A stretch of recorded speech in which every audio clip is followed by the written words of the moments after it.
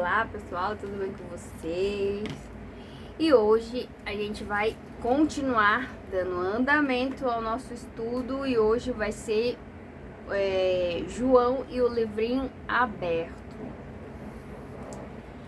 E pegue sua Bíblia e abra no livro de Apocalipse 10 e vamos começar.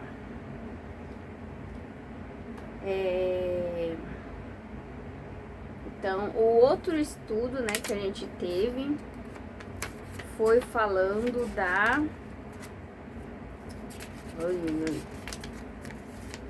foi falando sobre as 7 trombetas, certo? E agora a gente viu que as trombetas, né, elas aconteciam de acordo com os 7 selos, as 7 igrejas, então está tudo ligado. Só que agora a gente vai para o livrinho, no caso o livro de Apocalipse, né? E João e esse livrinho aberto, né? Que livrinho aberto é esse? Então na lição de hoje a gente vai aprender sobre esse livrinho misterioso e os impressionantes desdobramentos da descoberta de seu significado. A pergunta é: qual foi a cena vista por João no capítulo 10 do livro de Apocalipse, o verso 1? E aí você vai ver, né, o que João viu. Então pegue sua Bíblia e leia, porque aqui eu não vou ler os versículos, porque fica muito tempo de gravação, né? E aí fica complicado porque as pessoas não querem assistir muito. Mas é bom porque você lê na sua própria Bíblia e aí vai ficar gravado na sua mente, né? Então você vai aprender muito mais lendo na sua Bíblia do que eu lendo aqui, você só ouvindo, né? Então, leia aí a capítulo 10 e o verso 1 de Apocalipse. E aí, né, frequentemente nas escrituras, associam as nuvens, né? A gente tem mania de associar, né? Falar nuvens, a gente associa a volta de Jesus, né? E aí, você vê isso lá no livro de Apocalipse 1, verso 7. E também no capítulo 14 de Apocalipse, o verso 14. Então, o arco-íris nos faz lembrar da aliança que Deus fez, né, com Noé e com a humanidade, né, que falou que não ia chover mais, né. Então, toda vez que chove aparece o arco-íris, né, que é pra gente lembrar que Deus fez essa aliança com Noé e com a gente, que ele não vai descumprir. Tá em Gênesis 9, o verso 12 até o 15. Então, este arco representa a misericórdia e a justiça divina como sendo a base do governo de Deus. Agora, na pergunta número 2, quem era esse anjo visto por João? É o mesmo verso ainda, é o capítulo 10 e o verso 1. Então, este anjo, né, forte que João viu, é o próprio Cristo, né, Jesus Cristo. Quem criou o céu, a terra, o mar e tudo que existe, né? Você vai ver também no verso 6 de Apocalipse 10. E também João 1, o verso 3, fala desse que criou, né, tudo que existe. O seu rosto era como o sol, que é o que fala no verso 10 de Apocalipse 10, no verso 1 de Apocalipse 10, né? E agora a gente vai para Daniel 12, o verso 4 e 7. O que esse anjo trazia em sua mão? E Apocalipse 10 e o verso 2. Então, a gente vê que esse anjo, ele segurava, né, na sua mão um livrinho aberto. Então, para João, o livro estava aberto, né? E Daniel também. Daniel, quando recebeu a mensagem, para ele estava aberto, né? Porque ele recebeu do anjo e entendeu. Mas depois, em Daniel, esse livrinho foi selado. Mas bora lá. Então, quando o profeta Daniel recebeu sua última visão, ele fora instruído de encerrar as palavras e selar o livro até o tempo do fim, que está lá em Daniel 12, verso 4. Então, Daniel, ele recebe o livro aberto, mas após ele receber, né, escrever tudo, ele foi selado para que só fosse entender esse livro no tempo do fim. Então, quando chegou o tempo do fim, aí a ciência se multiplicou e todo mundo, todos os estudantes da Bíblia, né, começaram a entender, e aí a ciência se multiplicou. Então, o conhecimento aqui sobre o estudo do livro de Daniel foi entendido e se espalhou por toda a terra. Então, isso quer dizer que a ciência se multiplicou. E então, esta recomendação se aplica de modo específico à porção das profecias de Daniel, que trata dos últimos dias, especialmente ao elemento tempo dos 2300 dia-ano, né, de Daniel, que está em Daniel 8, verso 14, referentes à purificação do santuário e à restauração da verdade, Apocalipse 14, do 6 a 12. Então, este livrinho que se encontrava aberto na visão de João é o mesmo que se encontrava fechado na visão de Daniel. Então, tanto João quanto Daniel, eles viram esse livro aberto, mas Daniel depois teve que fechar, né, selar o livro. Só que João, quando vê o livro para João, né, na visão, estava aberto, mas ao mesmo tempo fechado, né, porque ele era para o tempo do fim. Então, portanto, este livrinho que João viu é o livro do profeta Daniel. As palavras que se achavam encerradas no dia de Daniel não deveriam permanecer assim para sempre. Então, quer dizer que quando chegasse o tempo do fim, o livro seria aberto novamente. Então, elas permaneceriam fechadas apenas até o tempo do fim. Daniel 12, verso 9. No ano de 1798, em decorrência da Revolução Francesa, o Papa Pio VI foi aprisionado pelo general Berthier da França. Este período marca o fim deste tempo profético de supremacia papal. De acordo com a profecia de Daniel, as palavras seladas do livro seriam desseladas. Então, no caso, seria aberta e compreendida depois de 1798 depois de Cristo. No tempo do fim, muitos o esquadrinharão e o saber se multiplicará. Daniel 12, verso 4. Que privilégio podemos compreender os segredos de Deus revelados para o tempo em que vivemos. Então, Deus, ele já deixou tudo preparado, né? Desde o tempo de Daniel, o que queria acontecer. A gente já estudou sobre o livro de Daniel inteiro. Então, se você quiser, tem a série de Daniel. E lá tá mais explicadinho sobre os tempos proféticos. Então, se você quiser saber mais, é só dar uma pesquisada aí depois. E continua aí no capítulo 10 de Apocalipse, o verso 5 e 6. Qual foi o juramento feito pelo anjo, né? Então, esse anjo jurou o quê? que já não haveria demora, né?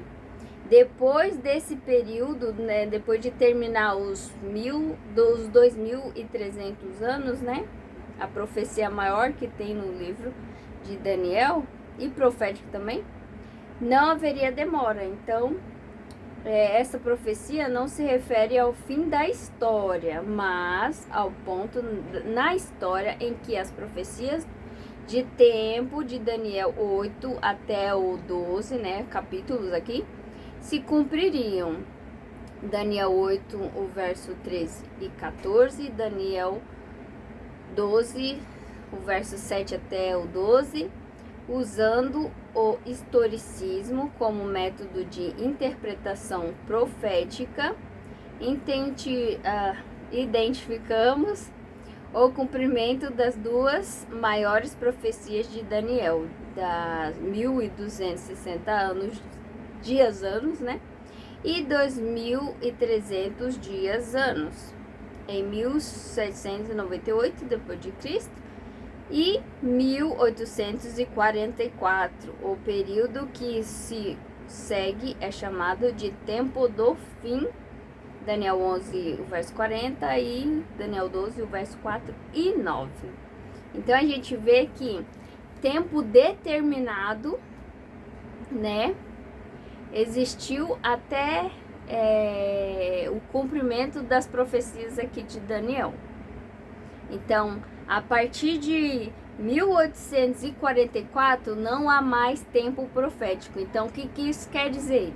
Que Jesus ele pode voltar a qualquer momento, né? Qualquer dia, Jesus pode aparecer e voltar nas nuvens do céu.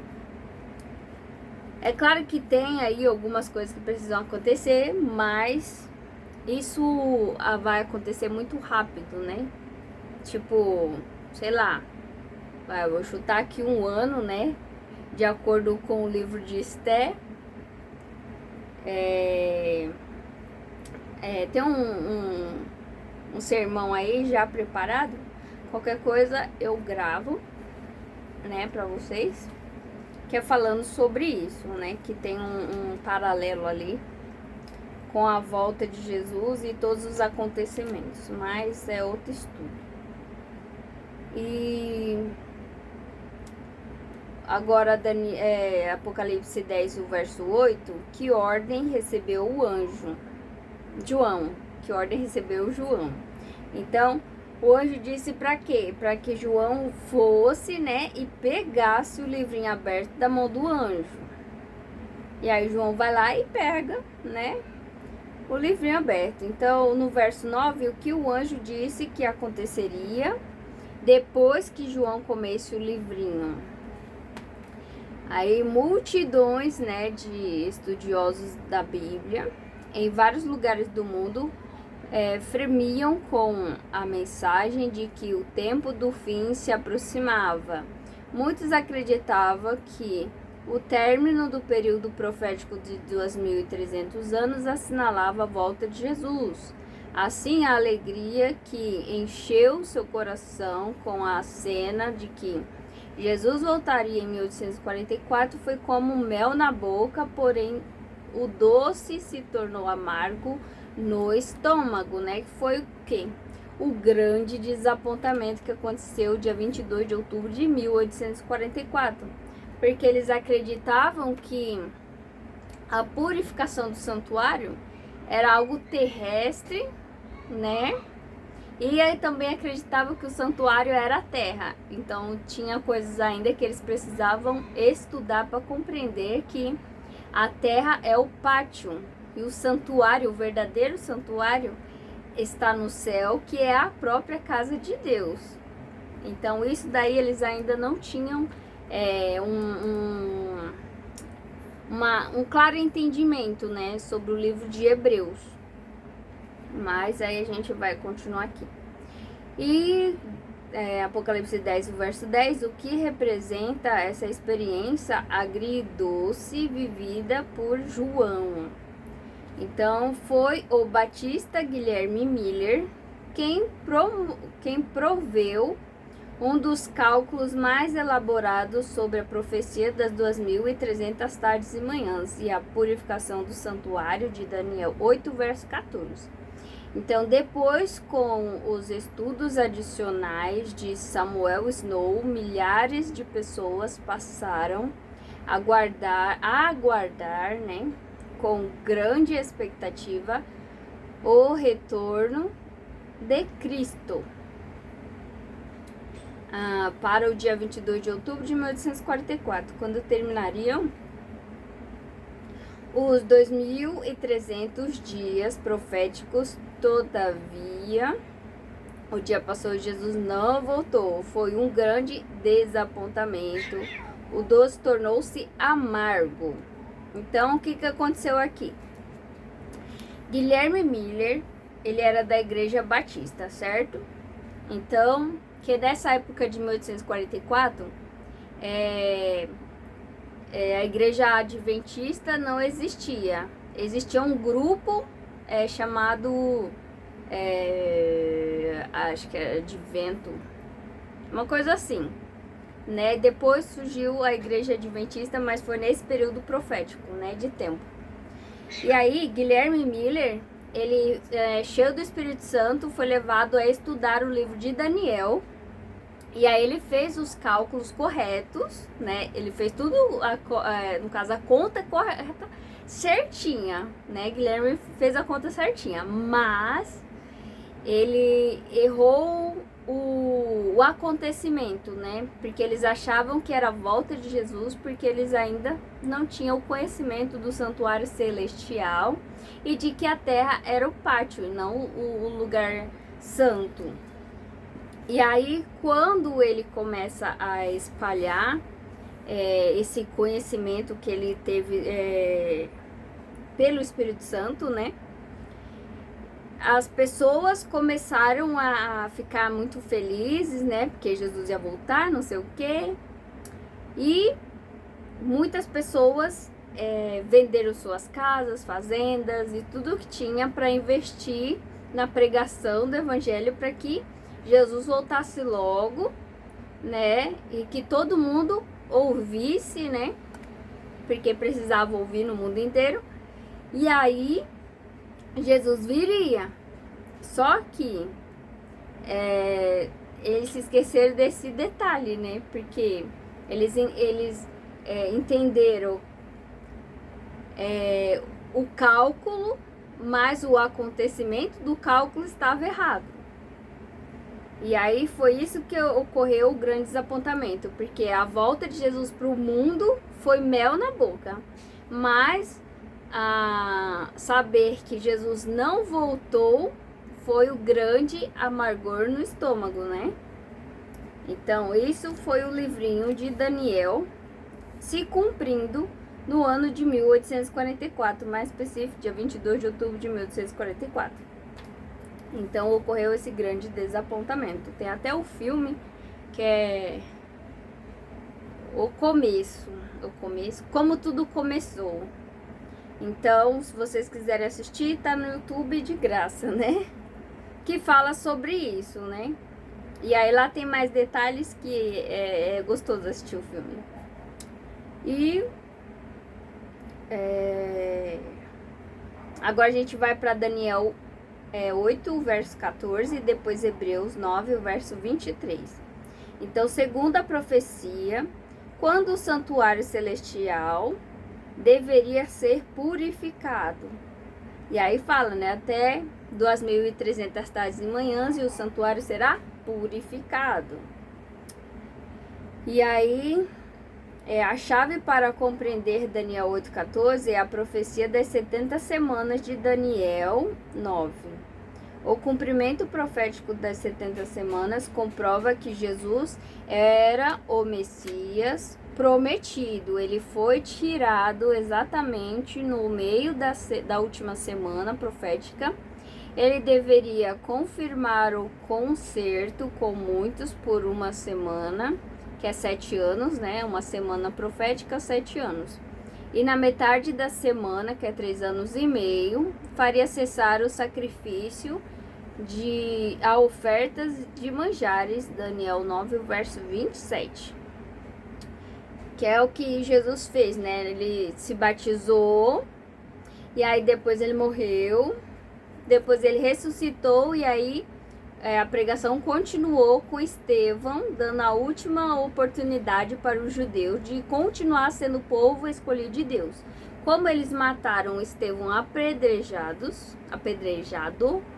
então eles perderam este privilégio, né, de ser o povo santo escolhido de Deus. Agora todos, né, que aceita Jesus, se batiza, né, é de Deus, povo de Deus.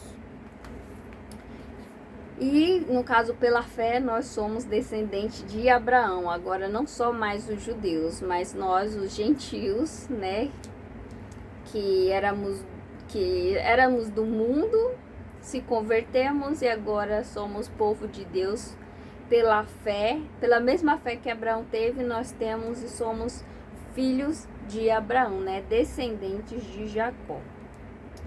E as 70 semanas proféticas, ou 490 anos literais, tá? Tiveram início com o decreto de Artaxerxes. Daqui Artaxerxes é o marido da Esther, da rainha Esther, que é também chamado de rei Assuero, rei da Pérsia, no ano 457 a.C., autorizando a reconstrução de Jerusalém. Você pode comprovar em Esdras 7, né, a reconstrução, verso 11 até o 26, e de acordo com Daniel 9:25, avançando 7 semanas proféticas, ou 49 anos literais, chegamos ao ano 408 a.C., quando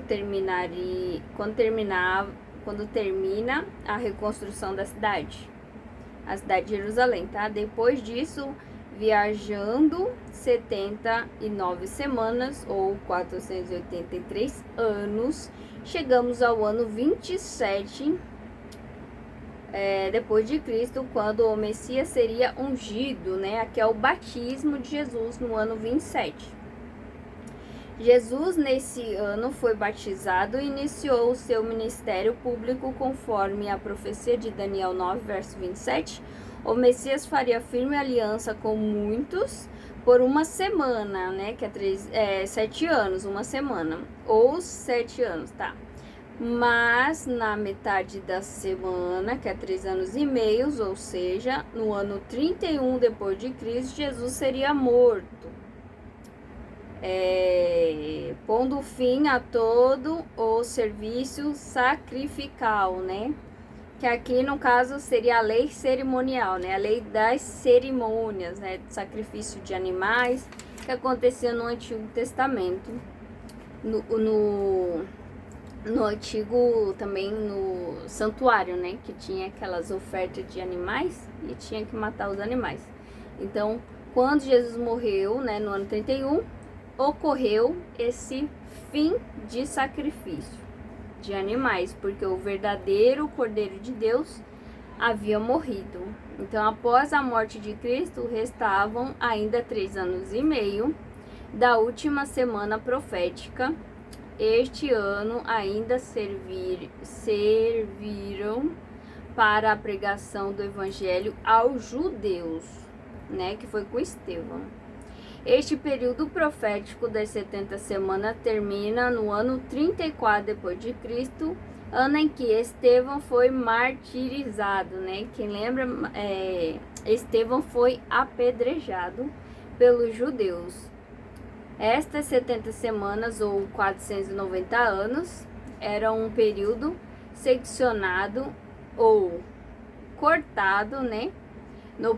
Do período maior das 2.300 tardes, manhãs ou anos, subtraindo 490 de 2.300, temos um período restante de 1.810 anos, acrescentando-se a este resultado a data de 74 depois de Cristo,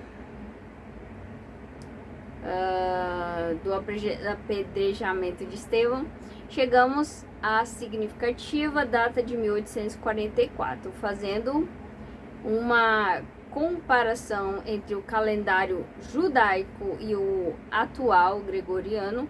O ano da expiação ou purificação do santuário, que era dia 10 do 7º mês, coincide com o dia 22 de outubro, né? Então, o dia 22 do mês de outubro de 1844 começa o quê? A purificação do santuário, né? Que é o dia da expiação. Se você já estudou as festas, né, do Antigo Testamento referente ao santuário, você vai ver que tem sim uma festa da expiação no Antigo Testamento. Então,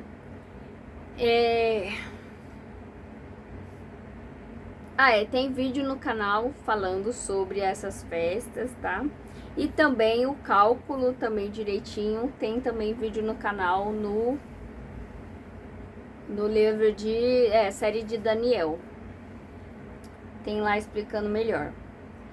E agora em Atos 17, verso 31 e Mateus 25, verso 31, o que pensavam os mileritas ser a purificação do santuário? Então eles acreditavam, de acordo com Atos e Mateus, que era o julgamento final, né? Então era a volta de Jesus no julgamento final. E de acordo com Hebreus 4, verso 14 e 15, o que de fato ocorreu dia 22 de outubro de 1844. Então, nesse dia, 22 de outubro de 1844, Jesus passou a atuar no santuário, no lugar santíssimo do santuário celestial, e iniciou o seu ministério de sumo sacerdotal. Então, nesse dia e ano, mês aqui, Jesus, ele iniciou, né, o ministério de sumo sacerdote. Então, quando ele foi ao céu, ele deu início ao sacerdote, né, o ministério sacerdotal. E aí, quando ocorre aqui a data de 22 de outubro de 1844, aí é que Jesus passa do santo, né, de sacerdote a sumo sacerdote, entrando no Santíssimo, que é quando ocorria a expiação do santuário. De acordo com o livro de... agora eu não lembro, é Êxodo. Bom, é lá onde fala sobre o santuário terrestre. Então lá você vai ter uma sequência certinho falando do santuário celestial, do santuário terrestre, né, que é uma cópia, né, muito simplória do santuário celestial. Então, estamos vivendo o grande dia profético da expiação.